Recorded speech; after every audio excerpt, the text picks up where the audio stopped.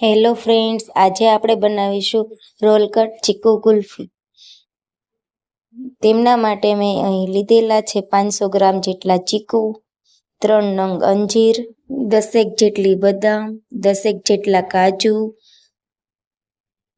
ચીકુ કુલ્ફીમાં ન તો આપણે ક્રીમની જરૂર પડે છે, ન તો એસેન્સની જરૂર પડે છે. તો ચાલો આપણે આજે બનાવીશું ખૂબ જ સરળ રીતથી ચીકુ કુલ્ફી. ચીકુ કુલ્ફી બનાવવા માટે મેં અહીંયા બધા ચીકુની આવી રીતે છાલ કાઢી છે. આવી રીતે છાલ ઉતારીને ત્યારબાદ આપણે બધા ચીકુના નાના નાના ટુકડા કરીશું. ત્યારબાદ પાણીમાં પલાળેલા અંજીર, કાજુ, બદામ નાખીશું. ત્યારબાદ આપણે સાકરમાં પલાળેલું દૂધ લેશું. ત્યારબાદ આપણે બ્લેન્ડરના મદદથી ચીકુ કુલ્ફીનું બેટર રેડી કરીશું. આવી જ રીતે એક જ ડાયરેક્શનમાં બ્લેન્ડર ચલાવવાથી આપણું કુલ્ફીનું બેટર ઘટ થઈ ગયું છે. ત્યારબાદ આપણે આવો સ્ટીલનો એક નાનો ડબ્બો લઈશું અને તેમાં એક પોલિથીન મૂકીશું.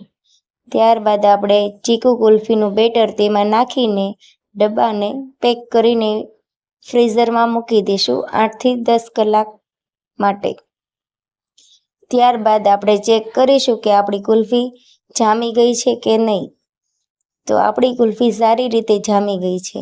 જો તમે જોઈ શકો છો કે ઇઝી રીતે આપણે પોલિથીનની મદદથી કુલ્ફી બહાર નીકળી ગઈ છે.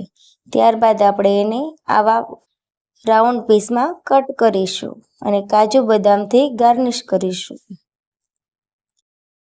તો તમે જોઈ શકો છો કે આપણી કાજુ કુલ્ફી સરળ રીતથી બનીને રેડી થઈ ગઈ છે. જો તમને મારો વિડીયો પસંદ આવ્યો હોય તો લાઈક કરજો, કોમેન્ટ આપજો, શેર કરજો. આવા અવનવા વિડીયો જોવા માટે સાઈડમાં આપેલ બેલ આઇકનને ક્લિક કરજો.